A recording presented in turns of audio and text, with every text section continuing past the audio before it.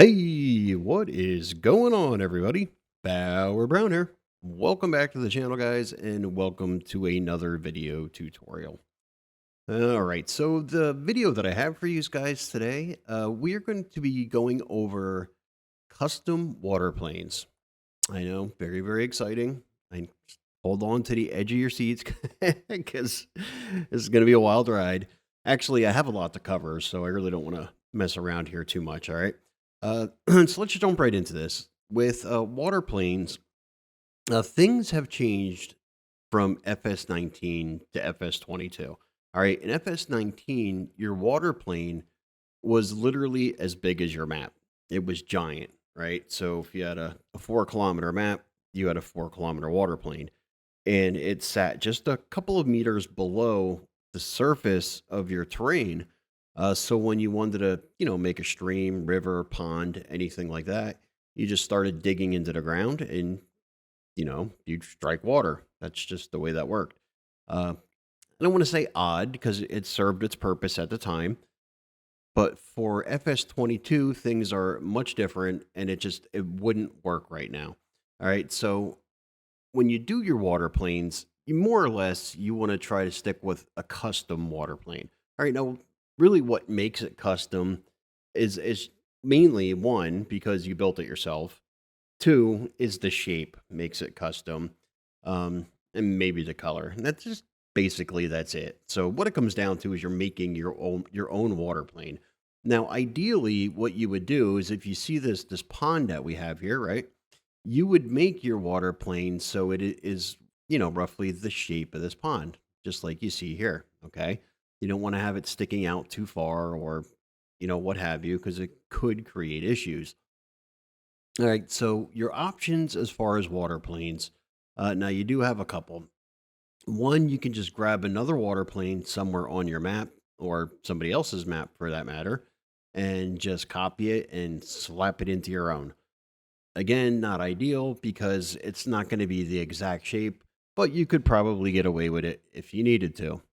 All right, now water planes are a dime a dozen. You can go on the internet and find one just about anywhere, right? Different shapes, sizes, colors, you name it, right? Some of them may even have different shaders. Haven't really gotten that far into it. You could probably even go up in here into window and go down to where is it? The prefabs, and you could probably find one in here somewhere. Pretty sure I've seen them in here. Now, with those, they're going to be very run of the mill, very basic. It's going to be, maybe small, medium, large, all square, basic water plane. The only problem with that and with downloading them from the internet is you are also getting the extra texture files and everything else with them, and you really don't need that. All right. Not only that, but I think the people that created them uh, don't even really know that they don't need to supply them. It's odd the way this community works. Anyhow, that's why I do these tutorials so you guys know these things, and then we could all point and laugh when people do silly things like that. All right. So anyhow, you could copy your water planes right from anywhere else, or you could make your own. Now, I don't really recommend copying them. What do you do in the instance where you have a river that goes all the way across your map? Copying it really isn't going to work. All right, so the most basic and the easiest way to get around this is just to create your own within Giants editor, and that's if you have a very basic pond, right? So you would go up to create primitives plane. All right. And you'd slap that bad boy down, right? Just like so, and start stretching it out to the size that you need it. Let's lift it up a little bit so I can see what's going on. All right. And then we'll make it a little bit wider, like so. Maybe spin it a little bit. I said spin it. Oh, damn it. I hate when it does this. You have to be at just the perfect angle. All right. So let's start, make that a little bit bigger. All right, now I'm going to show you the problem that I think, and it's not really a problem. It depends on your terrain. All right. But anyhow, let's sink this down. Okay, like so. Now here's where kind of the problem is, right? So my terrain is not completely level in this area. All right. So you can see on this end of the pond, it looks like my water is just about to spill over the edge. And on this side, it looks like the pond is drying up, right? It has a big old, I don't want to say cliff, but it's got a pretty good ledge around the side of it. All right. So this is the issue that you run into when your terrain is a bit uneven and it just kind of comes with the territory, right? So I could lift it up a little bit and get my water higher, but then you can see what I have here. Now I have this going on, and I got to figure out, what to do with this. All right, so sink it back down. What I'd have to do is I'd have to build up this edge of the pond, to make it look like the water is not about to spill over. But that, having this big hump around the edge of my pond may not be the look that I want. All right. So it's kind of frustrating working with these sometimes. And if I lift it up a little bit higher, right? So now I'm going to have to start, adding to the ground detail to get rid of this, anything that may show, you know, outside of that or that may show outside, yeah, outside of the pond. Now, like I said, don't get me wrong. If you have a completely flat surface, which most bodies of water tend to be on flat surfaces, right? But not always. I throw caution to the wind and I put mine on hills and everything. Doesn't bother me. I'm a rebel. But anyhow, no, it's like I said, it's a normal pond would be on a flat, on a flat surface. So what you have here would work in most cases. All right. So if you choose to go this route, you have a very basic, simple pond. It's round, it's square, and something like this, where this small square would probably work for you. All right. So what you would do is what we did here: create the plane, throw it down. Once you have everything set, you want to export that plane. You can't use it just as it is, right? So go to export selection. I'm going to put this in with my prefabs, and we're going to call it water test. I don't want to mix it up with anything else I might have in there. All right. So once you have that exported, you could probably just delete this one right now. I don't usually delete them right away, but like I said, I'm a rebel. All right, so let's go back to our prefabs folder, find that water test. We're going to open that up inside of Notepad++. All right, and that's what we have. Nothing fancy, just a blank file. All right, go back and find another water plane, whether it's something that's on your map, somebody else's map, downloaded from the internet, what have you. Open that up inside of Notepad++ because you're going to need some information out of there. All right. And all you want to do is just grab the files and the materials, copy those, bring them over to your newly exported water plane. All right. And paste that in there. Now make sure you don't goof with the external shapes file because you're going to need that, right? That has to be the one that you exported. And then down bottom here, don't really change anything else. Now you can change the name because I still have it as plain. So you could, name that water test if you want to. This can all be done inside of the editor also, so don't really worry about that. Don't mess with the translation rotation scale because that was all set up inside of Giants Editor. And if you goof with that, when you put it back over, it's going to be in a different spot and you don't want that. The one thing that you do want to change is where it says Materials ID. You want that to match your material ID up top here, which would be 5 for this water plane. All right. And it's really that simple. Just copy the information out of one water plane, put it into yours. I'm showing you this now because the other ways that or the other methods I'm going to show you for creating water planes, you're going to need to do this. All right, so we saved it. Go back to your map, open up your prefab folder, drag it in there. All right, so is it going to show up? Not show up? Not show up. Oh, I know what I did. This probably, yeah, there it goes. It's tangents. I didn't have my tangents turned on. All right, so bring this back down now that let me go back and do this. All right, now turn my tangents on. Yeah, don't forget to do that. Tangents, you need this. So if you ever run into that where you're creating some kind of primitive something, you're bringing it in and it's just not working, it's usually one of your settings that you have wrong, and in this case, it's tangents. All right, so you can see this is our water plane. Okay, maybe. It could serve its purpose. I can see, a little bit showing up down here. And man, that circle is going to bother me. See how it doesn't keep up with my mouse? I don't know why it does that.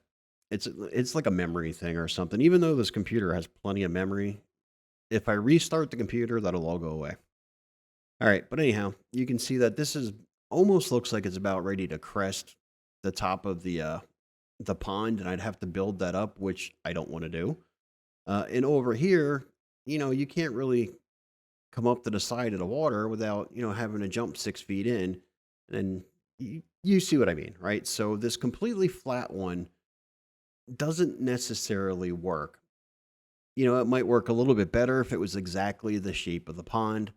Uh, I don't know. Now, I don't always make my water planes completely level, right? It's an optical illusion when the player comes up to it. Even if your water plane's not completely level, and that's the other option that you have here, I guess, right? Is to make it not level. You could actually just kind of tilt it one way or the other to get it to fit a little bit better. Like I said, it is an optical illusion, so most people, most players when they're in the game, they probably wouldn't be able to tell, that that's at some kind of goofy angle. But you can see how much of a pain it is just trying to get it exactly the way you want it. All right, make it a little bit bigger, move it around, a little bit bigger still. All right, so that was method number one. I'm not going to keep goofing with it. You get the idea. You see what I'm trying to say. Now, that does look a little bit better now that I moved it around. I mean, I got this hard edge over here, which needs to be fixed. It does look better. All right. And like I said, I tilted it and moved it on different angles, and you can't tell, right? Even at ground level, being down at ground level, as a player, you can't tell that that's on an angle. Oops. Oh yeah, what do I have going on here? Stop. All right, so the water planes that I'm going to show you how to create are going to take advantage of our ground being, I don't want to say take advantage because it doesn't really matter, but you can make it straight if you want, completely flat, or you can make it on an angle of sorts to fit your terrain a little bit better. All right, so let's delete the one that we have here. All right, now the method I'm going to show you now is one that you'll see quite often on the internet. I see a couple people, there's a couple tutorials out there showing you how to do this method. I'm not going to say too much else about that. All right, so with this method, method number two, what we're going to do is we're going to take a snapshot of the terrain itself and we're going to export that over to Blender. All right, and then we're going to create our water plane based off of the terrain export. All right, now when you do this, when you export your terrain, you want to be looking straight down at it as straight as possible. All right. You could be off a little bit. It's not going to matter. You just don't want to be off too much, like looking at it at a hard angle like this, because it's not going to show up well inside of your inside of Blender. You're going to have a few problems when it comes to working with it. Okay. Now, what I did is I create a view, a camera, a new camera view, and on this one here that says, I think overhead. Yeah, okay. So this is the same pond that we're looking at, except it's looking straight down on it. All right. You can do this if you want to. This way you're ensure that you're, looking straight down on it. Now, with this, when you export a piece of terrain, you have to make sure you're as zoomed in as close as you can get to the object or the piece of terrain that you want to export. All right. The more that's visible, the more that's going to, export, and it's just going to be harder to work with. It's going to be a bigger file. It's going to take forever to load inside a Blender. So you don't really want to get too much terrain in your viewable area. All right. So I'm going to point this out really quick just so you guys know it's an option of sorts. If you go to your preferences for the save and export as Wavefront OBJ, there's this frustum called, and then there's a checkbox for only terrain. I don't really know what circumstances you would need to have that checked, right? But if you run into any issues, or maybe if you're just curious and you want to play around, you can click only terrain. Now, I don't do that because maybe if you're trying to export something else, it may not work because you have only terrain clicked. But this works just fine. So Not sure what that's all about, but if you want to play with it, it's there. All right. So we highlighted our terrain. Make sure it's highlighted. Make sure, you're hovering above your pond. You got it pretty visible. Everything looks pretty good. Then you want to go up to File, Export Selection. All right. I'm going to put mine right at my base, the base of my project. You do not want to export it as an i3D. You want to export it as an OBJ. All right. So this one, we'll call it water test again. All right. And we'll save that like so. All right. And then from there, you just want to get over to Blender, create a new file, which we have here. You don't need the cube, that can go. All right. And we're going to import the OBJ. All right. This wavefront OBJ. Let's go back to my project. All right. And this water test, we're going to import that. Okay. Now you can see it showed up over here in the scene collection, but it's not visible here. You just want to press period or the decimal on your number pad. Okay. And then the number 7 will give you a top down view. And that's what I have. All right. Now the orientation's a bit off because that's the way it's oriented in or orientated. That's the way it's pointing inside of my map. All right. But don't worry about that. Doesn't make a difference. It's not going to mess us up any unless you're really bad at this. And then, I don't know, you may have a problem. All right. So this is the method that you're going to see most commonly on the internet. I'm not going to name names, but there's ones out that are especially bad. But anyhow, this method, what you want to do is we have our object in here, or, this pond. So we're going to hit Shift A while in object mode. All right. And we're going to create another mesh, and it's going to be a plane. Okay. Now oops, wait a minute. Let me get rid of that one. Let me show you how to do that the right way. It did create it. Not that that's the wrong way. What you want to do is hover somewhere over top of your the water plane that we just imported. You want to change your cursor location. All right. So you want to hit Shift and then right click, just wherever you want that plane to be. This new object, you got to hit Shift and right click, and that's going to put the cursor there. All right. So whatever object that you bring in, that's where it's going to be created at. I was trying to think of the video game term spawn. That's it. That's where it's going to spawn in, right? All right. So now we can create that new plane. So Shift A, mesh, plane. Okay. Now you're going to have to zoom in to really see what's going on here. All right. Make sure we're on the plane, which we are. Get yourself into edit mode, and you want to make sure you're on vertex select. All right. Now with these, you'll see one of the videos that you have to go and delete this vertex and delete this one, and don't do any of that. Just keep all of them highlighted, right? Hit M on your keyboard for merge, A for at center. And now that dot right there is actually all that's left of your plane. All right, so zoom back out and get that vertex somewhere close to the edge of your water, right? By hitting G, you want to grab it, all right? And then you want to move it somewhere close, like so. All right. Now make sure when you grab it that you are hovering over top of the vertex, because if you're really far away, it'll still work, but it's going to goof you all up. Just, I don't know, only weirdos do that. Don't do that. All right. So hover over top of this. Again, you want to select it. Make sure it's selected. We're going to E to extrude it in the direction that you want to go. Click again to drop it. All right. Now you can see or not see the vertex that I just moved, all right, that I just extruded. And the reason is because, again, my ground is a little uneven. It's not completely flat, all right? You can see it's down there. Now, this could screw some people up. It could not, all right? Now, if you have a completely flat pond or completely flat terrain, you can just kind of keep going with what we have here, right? So you could hit extrude again and bring that up to where you want it. Extrude over to here, like so. All right. And now you can see I'm coming back up on the level, more level terrain.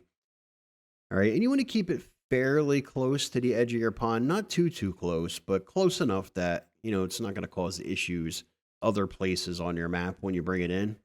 All right, so like I said, I'm going to speed it up here for the sake of this tutorial. All right, so just keep zipping that around like so. You could connect these vertices if you want. Let me see. Not No, it's not necessary.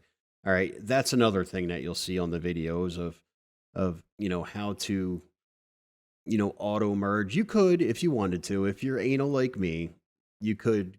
You have options. You go over to options and turn on auto merge.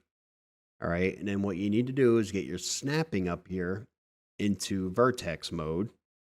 All right, and then you grab your vertex, hit G to grab it, hover over the vertex that you want to snap it to. Hit Control to get yourself into snapping mode. That's not going to work now, is it? Am I on vertex? Yes. Why is it not snapping? So G, Control the snap. Yeah, it didn't work. That's why I don't use it. See, because it's not necessary. The other way you could do it, there's just you're merging it. There's so many different ways to merge it. You can grab the two of them. You can merge at center. There you go. They're merged. Anyhow, point being, folks, is you don't need to merge them, right? You're just making more work for yourself. And the guys that are doing those videos are making things more complicated than they need to be. So anyhow, like I said, right now, what you have is a water plane that's completely flat, right? Completely. If you're happy with that, what you do is just hit A on your keyboard to select all the vertices, and then hit F to fill. Okay, and there you go. There's your water plane, completely flat, all good. What you want to do from there though is double check. You want to hit on my keyboard. I have it mapped to alternate X. You want to check the face orientation. You can go up here to your overlays and click face orientation here to make sure it's blue. It should be blue and not, if it looks like this, red, you're going to have to flip it around. All right. And in that case, you can hit alternate N and then F for flip, right? Or you can go up to face and you do it in here. Inset, poke, tries, wireframe. Nope, maybe it's UV. And then you can go to flip, rotate UV. Nope, that wasn't it. See what I mean? Things are much more complicated than they need to be.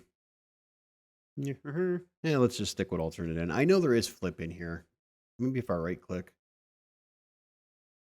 We're still in vertex. It has to be on face. Right click. Yeah, there's tons of different ways to do the same thing inside of Blender. I don't even know why I'm wasting my time showing you this. UV.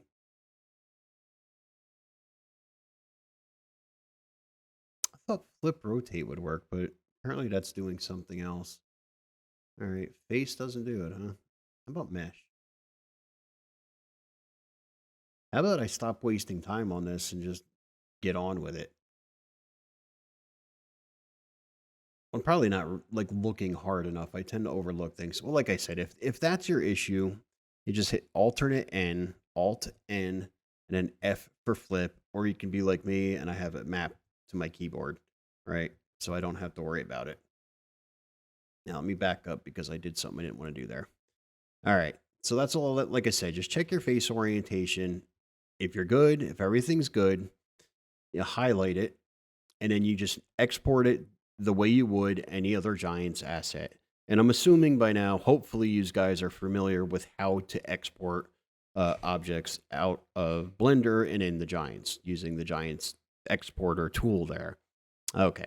So now, if for some reason you guys are not happy or you don't have a completely flat terrain and you don't want a completely flat uh, water plane, that's fixable. So we can fix that, right? So what I want to do here is I'm going to change my snapping to face project. All right. Now this is the long way. All right. There's a much easier way to do this and faster way, and I'm going to show you that. Just bear with me here. You can turn on your snapping full time, or you can use control. What control does is it turns on your snapping only when you need it, right? So if you want to have something, if you want to snap something to another vertex, an edge, a face, and you don't want your snapping on full time, when you move an object, you can just hit control and that will turn on your snapping for you. All right, so what you can do here is one by one, start with a single vertex here, turn on your snapping, and all you're going to do is you're going to hit it's a little bit harder now that I can't see the edge of my pond. Let me back up a little bit more just until it deletes my face. There we go. All right. So what you want to do is grab your vertex, pick a place to start. Our snapping is turned on. I am on face project. Is that what it's called? Yeah, face project. All right, you want to grab it. All we're going to do is just grab it and put it back down. That's it. Grab it, put it down. Click on the next one, G to grab it. Left click, put it back down. All right, we're going to grab it, put it back down. This one I may need to actually get into a wireframe. All right, so I'm going to G to grab it, put it back down. Now you can see what's happening is it's grabbing each one of these and it's just snapping it to the face, right? So G to grab it, click it back down. So in the end, when you're done here, all right, so G click, let me just go through these real quick here.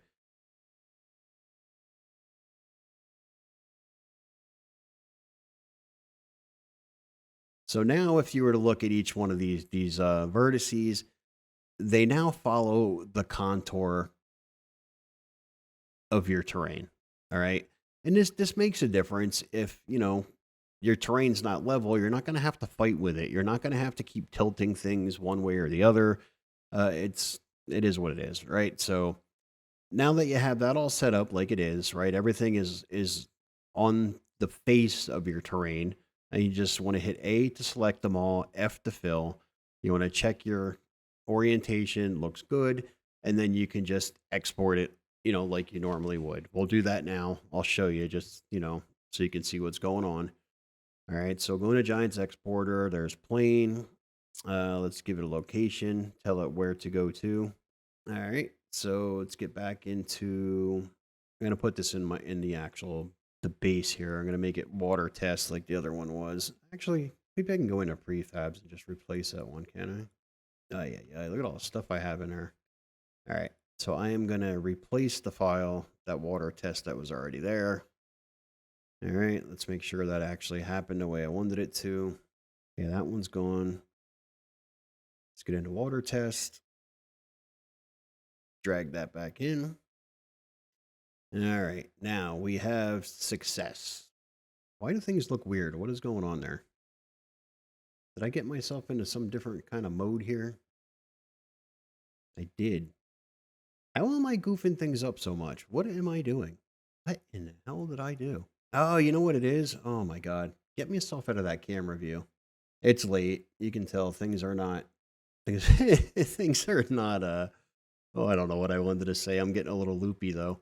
All right, so there's our water plane. The one that we created looks really nice, right? Like so. You can tell that is the one that we made in Blender. It's got that custom shape to it, right? Now this one picks up a few more vertices. You can see how this says 17 vertices. Compared to the last one that we made, which probably literally had 4, but 17 is not bad. Trust me, this is fine, right? Now with this, like I said, it doesn't sit completely flat. So when you get it down in here, you can see how I could have it all the way up to the top if I want it. I don't have, one end looking really low, one end looking really high. I don't have that corner sticking out over here that I have to try to bury, right? And then I can change the level at will. I can drop it all the way down if I want, bring it up further. And it's not really causing me any issues.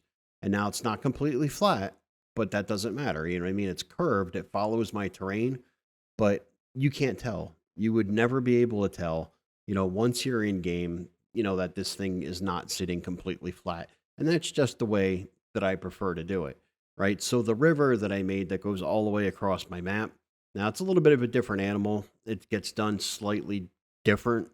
Uh, but same thing, my terrain is not flat. Now I didn't make it go up the side of a mountain or anything like that. It's not that obvious. But like I said, it's not a big deal to do this. All right, so that's method number 2, right? Slightly more complicated. The way that I showed you is easy. There's no merging vertices. There's no back face culling, which I don't know what the hell people are doing when they're getting you into back face culling, and they just don't know what the hell they're doing, honestly. I hate to say that, but yeah, if the shoe fits, it is what it is. All right, so this was option number two. And like I said, the reason that I showed you how to do this in the beginning, to just copy all of your water plane data from one to the other, is because that's your next step. That's what you would need to do here. All right, so you would need to, same thing as you did before, you would need to take this plane, export it, right, and then change all your data over, re-import it, and you're good to go.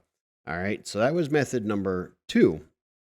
Now, method number three is a little bit, well, it's a lot easier, actually. So you're going to need your scripts from Farmer Boys, right? So we've all been through this. It's all your spline tools from Farmer Boys. You should know what I'm talking about. I'm pretty sure the majority of you guys do. For those of you who don't, so you want to go over to farmerboysmodding.com. All right. Right here, this very top entry, the spline CSV creator panel where it says updated. All right. This is what we're going to be using. All right. So right here, you just want to grab this. Now he updated it. It's really nice. Now, before, if you wanted to bring anything into Blender via a spline, you had to export it as a TXT file, and then when you brought that into Blender, it can you can convert it over. Now it exports it as an OBJ, and like I said, it's no secret I'm a fan of these guys, right? Colin, everybody over, they're all great. It does awesome work. So anyhow, you want this tool. Grab this tool. You're going to need to be registered and logged in to be able to download it. Get this tool, get it installed. I'm sure most of you guys already have this stuff. All right. Once you have all that done, you have it downloaded, you have it installed, right? We're going to create a spline. Okay, go up the spline. And just like any other spline, we're going to lay this right down next to the edge of the pond. All right. And we're going to start running this spline around the perimeter of our pond. And by the way, this is the same method that I use when I create custom nav meshes for my animals. And I will show you that as well. All right, so take this all the way around like so. All right, I probably could have just got myself up a little bit higher and did that all in one shot. I'm just trying to be quick about it so you don't have to wait on me. I know I have a tendency to ramble a little bit and really drag these videos out, so I'm trying to be conscious of that and speed it up. All right, so bring this all the way over if you want. You do not have to overlap your edges if you don't want. If you don't want to, you could. If you want to be fancy, you can hit O, open and close it. You could also, at this point, if you wanted to, you can start grabbing your edges and, bringing those in a little bit closer to the edge of the pond. If maybe you just did like I did and just kind of roughed it in there, and you can start just kind of, like I said, you can get these a lot closer. Like so. All right. I'm not going to waste your time with all of that, though.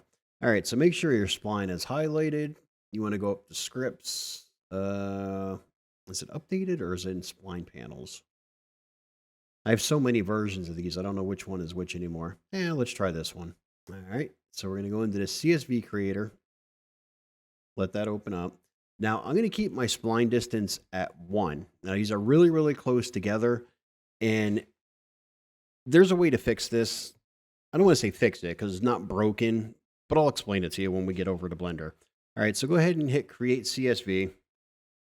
Actually, you know what? I'm going to do that twice because I want to make sure in the base folder of your project, in your project folder, it should have created another folder called CSV data, right? And inside of there, I'm going to delete this just to be sure. It should create a spline CSV, a spline OBJ, and a spline text.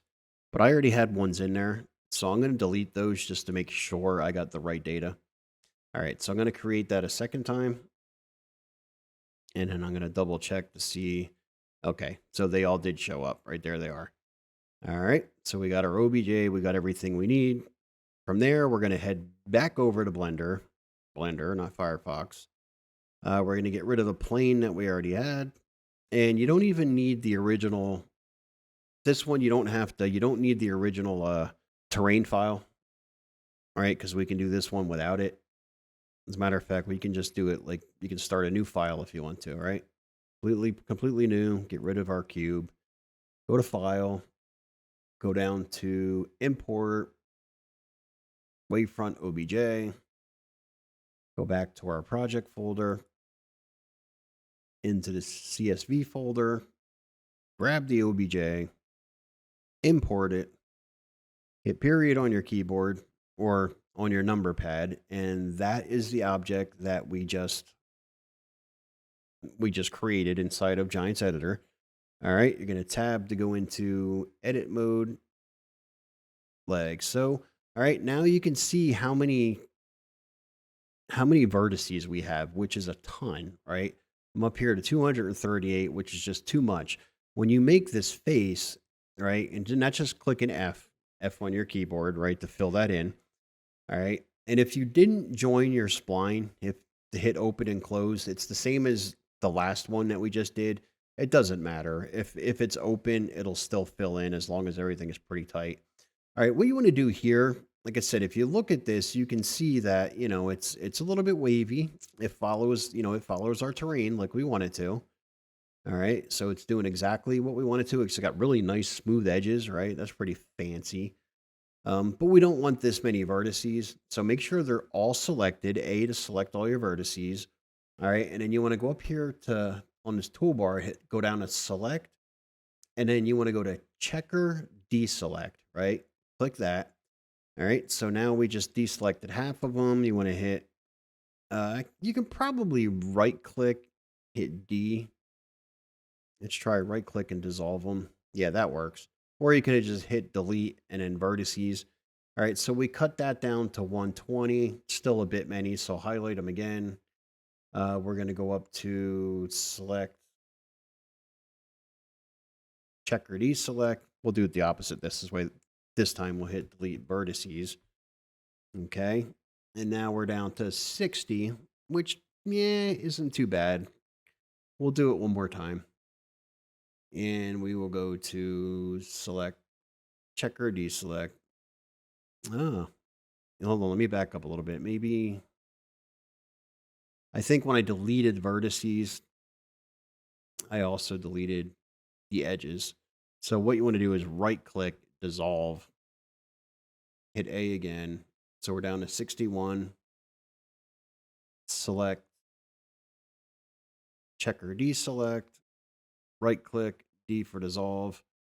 All right, we'll stick with that. That's got 31. That's decent. That's not bad. You can do that as many times as you need to. It still conforms to the to our terrain. All right, so we're okay with that. All right, from there we're just going to select them all. F to fill it in, and same deal as last time. We'll go up here to Giants Editor, or not Giants Editor, Giants Exporter, and we're going to tell it where we want it, which is going to be back into our county folder here. I'll put it back in prefabs. I'll make it take the place of the test that was already in there. Water test, set I3D, export selected, and then we can get back into our map here. Let's get rid of that spline because we don't need it anymore, like so. All right, back into our prefab folder. All right, and we grab water test, drag it in there. All right, and there you go.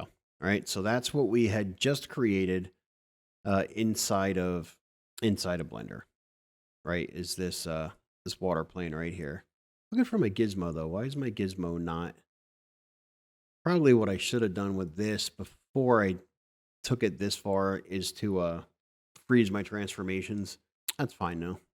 It's exactly where we want it to be. So what we can do is just go to translate Y, and I can either just move this up and down where I want it, bring it down a little bit like so. You can bring it down as far as you want it. Oops. I do that a lot because I use my scroll wheel. I scroll things up and down to where I want it. All right. Now with this one, you don't necessarily, I don't think you need to export it again. You can probably just open it right up because the export that it gave you, you can probably open this right up inside of Notepad++. Yeah. So you can, right? So just open this up, copy all the information from another water plane, and then re-import it. So you don't have to export it, but you do have to re-import it. Or just don't import it in the first place. Make all these changes before you do the initial import, and you're good to go. So what'd you think about that one? That one's super easy, right? You use a spline, zip around there. There's no exporting terrains. There's no backface culling. There's no goofing with vertices. No nothing. You just kind of zip it out, and zip it in, right? Super duper easy. It may not be the exact shape that you want, right? So it's a little bit. Let me see if I can freeze transforms on this. It's the edges are a little more round but really not a big deal. I'd have to do that. I'd have to zero everything out. I just want to bring it up so we can have a look at the edges here. All right. So like I said, it's not, not as sharp as the other one was, right? But you can adjust this any way you want. You can move around the spline into the position that you want it before you export the spline, or once you have it in Blender, you can still make those changes inside a Blender, but you're still going to need a copy of the terrain that we had initially. And the whole thing with this method is you don't need to export that terrain, right? You just have to export that spline, and quickly make the changes that you want to make inside a Blender, and then import it back into in GE, and you're good to go. All right, so that is probably the easiest method, one that I recommend. Like I said, I do my custom nav meshes. I also do that way, which makes it really nice because especially with navigation meshes on my new map, I have animal pens that are on a bit of a hill. Not even a bit of a hill. A couple of them have a pretty good hill on there, and that's just the easiest way, to get that done. And your animals can walk up and down hills if they want to. It's pretty nice, right? So a very, very good way to do it. And that is it. All right, so I may do this in another video. There is one more, which would be creating the actual river, right? Like a river or stream that goes all the way across your map, because that is done a little bit differently. But since, well, I guess I'm not really running out of time. I got 15 minutes left if you want to suffer through a video here. All right. All right. Well, let's do it this way then. See if I can kind of get this done really quick. So what you would need is you would create your spline any old way that you would create a spline just like you would any other spline, right? And you would have it follow your waterway. All right. So let's say, and ideally you would do this before you dig, you dig into the ground, right? Before you dig the hole for your water, for your river. I use the spline itself to do the digging and the painting and make the water. I use the spline for everything. Splines are universal, man. You can do everything with them. All right. But anyhow, let's cut to the chase here. So what you're going to do is just lay out your spline to follow your waterway, like so. You're going to get this thing out there, insert, insert, insert. Okay, so that will be your waterway. Let's just pretend that it goes all the way across the map. Now, same thing that we just did with this water plane over here. We're going to export it into Blender. Now, the only difference is I haven't tested this with the OBJ. I had actually did this through the TXT file on the last time I did this. But anyhow, let's go to Spline Panels, CSV Creator Panel. All right, and then from there, again, you want to set your distance to 1. Create CSV. Over in Blender, we're going to import that OBJ. Okay, and right there it is.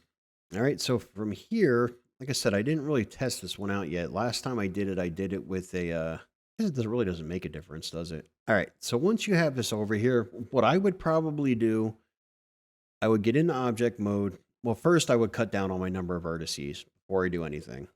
Right. So I would, same thing as you did before, select them all, go to select, check or deselect, and then you would right click D for dissolve. And yeah, you could either stick with that or you could do it one more time. I'm going to stick with that just for the sake of this tutorial. So let's get back in object mode, right click. I am going to convert to a curve. Okay. Now, once I'm in curve, I'm going to go over here onto my data properties over here for the curve. And I'm going to go down to, it's been a while since I did this. Go down to geometry. And I am just going to extrude it. I'm going to hit extrude. Depends how wide you want this thing. Oops. Now this should be set. I don't think I'm in feet. Yeah, I'm in feet. All right. So if I want the width of this to say be 10 feet, I think I just extrude 5, right? So that should give me about a 10-foot wide waterway. And I think the reason it does that is because it's extruding from either side. Now, at least that's the way it was with the TXT file, but this should be the same. Or I could be wrong. You could try it out. If I'm wrong, then you just come back and you do it to 10. So this isn't like, rain spouts or anything like that. We're not messing with anything round. Resolution really doesn't matter. Bring that down to 1 or 0. Doesn't matter. Just, use your extrude, and that's all you need to do. From there, once you're in object mode, just convert it back to a mesh. Okay. Now you can see this is the reason that we get rid of a lot of those vertices, because you can see all the extra faces we have in here, right? So we have 68 vertices. We don't need that many. And then again, from here, this is just, it's the same thing. Just go for, to your Giants exporter, export it, like you would anything else.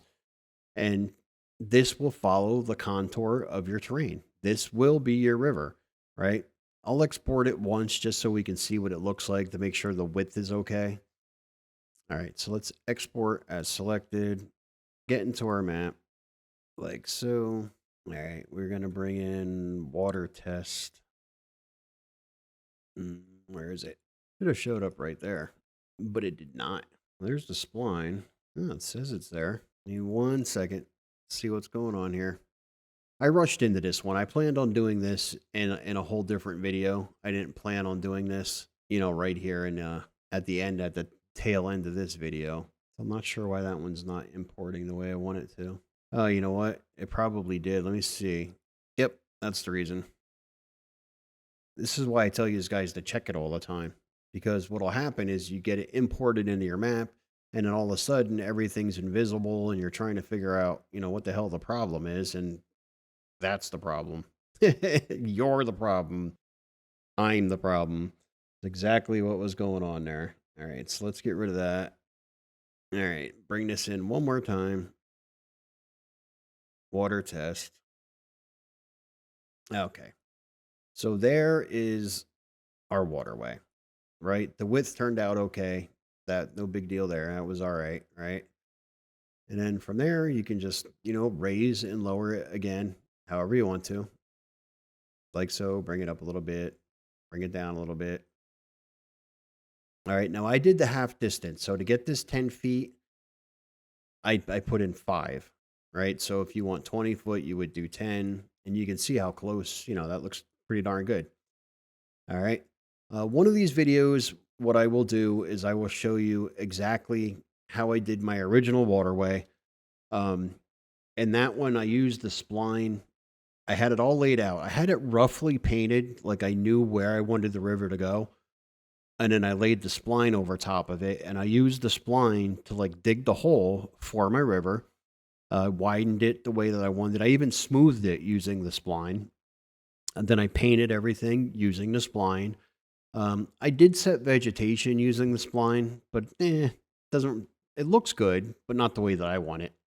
So I redid my vegetation, but I also used the spline to create the water plane. So like I said, they're pretty universal. You can use them for a lot of stuff. And right there is your water plane for your river or whatever you wanted to do, right? Looks good, no problems. I think my original one I had to do a little bit of tweaking, but again, this is the same as these other water planes that we made here. The only thing you need to do is just, get all of the info in there, copy it from another water plane, and that's it. You're good to go. Alrighty, so what do you think? Those are, well, two, three different methods for creating your own custom water planes, right? Easy, not easy. Um, I guess it can be as easy or difficult as you make it. That's kind of up to you. I did my part. I showed you how to get it done. So we're not getting an hour here. This video went way longer than I wanted it to. So hopefully that helps you out. And don't forget, like, subscribe, all that happy, you know what, helps me out. Boy. And that's it. I'm going to leave it right there. Hope that helped. I'm Bauer Brown, and I'll see you on the next one.